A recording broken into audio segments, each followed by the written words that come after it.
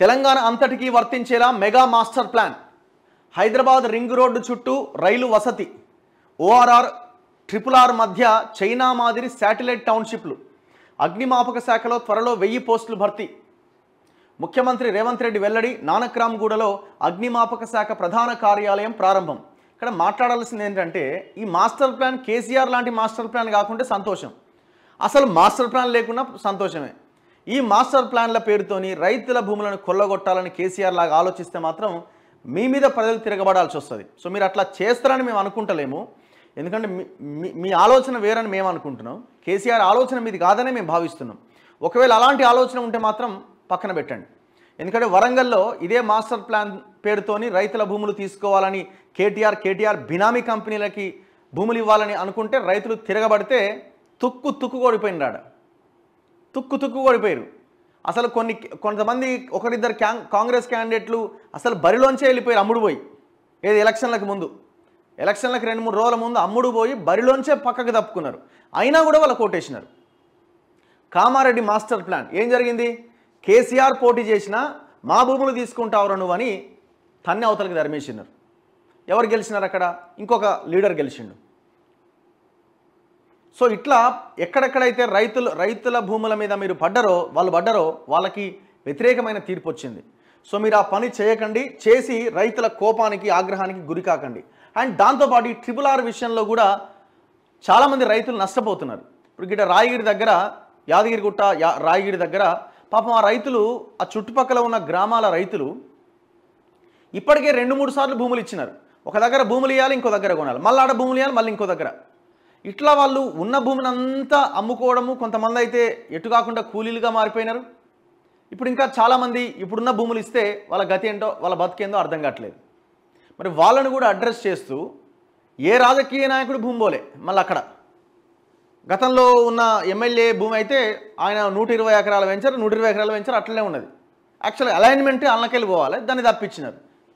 మరి రైతులు ఏం పాపం చేసిరు? ఇట్లాంటి వాటి మీద ముఖ్యమంత్రిగా మీరు రివ్యూ చేసి వాళ్ళని అడ్రస్ చేయాలి, వాళ్ళని పరిగణలోకి తీసుకోవాల్సిన అవసరం ఉంది. ఈ master plan KCR master plan కాకపోతే సంతోషం. వేగవంతమైన అభివృద్ధికి రాష్ట్రం మొత్తానికి మెగా మాస్టర్ ప్లాన్ ఉండాలనేది తమ ప్రభుత్వ విధానమని ముఖ్యమంత్రి రేవంత్ రెడ్డి అన్నారు. తెలంగాణకు 2050 మెగా మాస్టర్ ప్లాన్ రూపకల్పనపై ఆలోచన చేస్తున్నామన్నారు. ఇప్పటి వరకు ప్రభుత్వాలు హైదరాబాద్ మహానగరం వరకే బృహత్తర ప్రణాళికలు తయారు చేశాయని, తాము దీనికే పరిమితం చేయదలుచుకోలేదని చెప్పారు. తెలంగాణ మొత్తం ఒక నగరం లాంటిదని, రాష్ట్రంలో 40% పట్టణీకరణ ఉందని అన్నారు. హైదరాబాద్ నుంచి ఆదిలాబాద్, ఖమ్మం మినహా ఎక్కడికైనా 2 నుంచి 3 గంటల్లో చేరుకోవచ్చు. రింగ్ రోడ్డు మొత్తం రైలు వసతి కల్పించాలని యోచిస్తున్నట్టుగా చెప్పారు.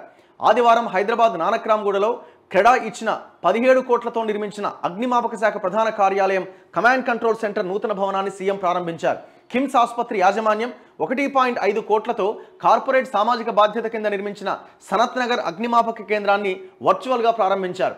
ఆసుపత్రి సీఎండీ డాక్టర్ బి భాస్కర్ రావును అభినందించారు. అనంతరం రేవంత్ రెడ్డి మాట్లాడారు. ఓఆర్ఆర్ లోపల వరకు అర్బన్ తెలంగాణ, ఓఆర్ఆర్ నుంచి RRR వరకు పెరి అర్బన్ తెలంగాణ, RRR నుంచి రాష్ట్ర సరిహద్దుల వరకు రూరల్ తెలంగాణగా విడగొట్టి అభివృద్ధి చేయబోతున్నాం. ఈ మూడింటిలో ఏ మౌలిక వసతులు ఉండాలో భాగస్వామ్య పక్షాల నుంచి సలహాలు సూచనలు తీసుకోనున్నాం. ఓఆర్ఆర్ RRR మధ్య క్లస్టర్లుగా విభజించి నగరాలుగా అభివృద్ధి చేయాలనేది మా ఆలోచన. దీనికంటే ముందు మీరు చేయాల్సింది ఏంటంటే, ఈ మాస్టర్ ప్లాన్ కంటే ముందు మీరు చేయాల్సింది 25 lakh ఎకర్ ల్యాండ్, పేద ప్రజల భూమి, ప్రభుత్వ భూమి, ఈ దుర్మార్గులు మొత్తం కబ్జా పెట్టి కూర్చున్నారు. ఫస్ట్ మీరు ఆ భూమిని ప్రభుత్వ ఖజానాలో నింపాల, వెనక్కి తీసుకోవాలి. కానీ ఆ ప్రయత్నం చేస్తున్నట్టుగా ఇంకా ఎక్కడ కనబడట్లే. మేము విత్ ఎవిడెన్స్తో పాటు, ఎగ్జాంపుల్స్తో పాటు మీకు మేము చెప్తాం. కేటీఆర్ బినామీ కంపెనీ ఫినిక్స్ అనే కంపెనీ ఉన్నది. దాని మీద ఇంతవరకు ఒక చర్య లేదు, వానికి ఒక నోటీస్ ఇచ్చింది లేదు. మీరు వాడు చెరువులు మింగిండు, కథం పట్టించిండు. చెరువులు కబ్జా అయిన పెద్ద పెద్ద టవర్లు నిర్మించిన రియల్ ఎస్టేట్ కంపెనీలు చాలా ఉన్నాయి. మరి వాటి సంగతి ఏంది? ఈ మైహోం రామేశ్వరరావు ఈ మేళ్ల చెరువు దగ్గరికి పోతే పెద్ద ఎత్తున కబ్జాలు చేసిండు. మరి ఆయన సంగతి ఏంది? ఈ గవర్నమెంట్ ల్యాండ్స్, అటవీ భూములు ధరణిలో అయితే కొన్ని లక్షల ఎకరాల అటవీ భూములు కనబడతలేవు. వీటన్నింటిని ఫస్ట్ తీసుకున్న తర్వాత ఏ మాస్టర్ ప్లాను ఏం చేస్తారన్నది చేయండి.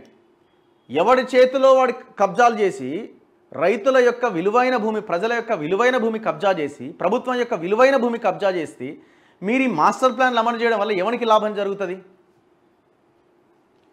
సో ఇది ఫస్ట్ మీరు భూముల విషయంలో ఆలోచించాలి. కాళేశ్వరం విషయంలో ఆలోచించాలి అని మేము నెత్తి నోరు మొత్తుకుంటే తప్ప కాళేశ్వరం కాగ్ రిపోర్ట్ అసెంబ్లీలో పెట్టకపోతే లాస్ట్కి పెడితిరి, దాని మీద చర్చ చేస్తిరి. కొన్ని విషయాలు అయితే ఇంకా మీరు పక్కన పెట్టిరు, దాన్ని కూడా పూర్తి స్థాయిలో చర్చకి తీసుకురాలే. నెక్స్ట్ ఈ భూముల మీద పడండి, ఎందుకంటే చాలా విలువైన భూములు ఈ దేశంలో ఏ రాష్ట్రంలో లేని విలువైన ప్రభుత్వ భూములు తెలంగాణలో ఉన్నాయి. దాన్ని గమనించే కేసీఆర్ అంటోడు ధరణి పోర్టల్ తీసుకొచ్చి మొత్తం నాకి అవతల పడేసిండు. కబ్జా చేసిన భూములను వెనక్కి తీసుకోండి, పేద ప్రజలకు పంచుతామన్న రాహుల్ గాంధీ ఇచ్చిన హామీని అమలు చేయండి. ఈ మాస్టర్ ప్లాన్లు ఇవన్నీ అప్పుడు సక్సెస్ అవుతాయి.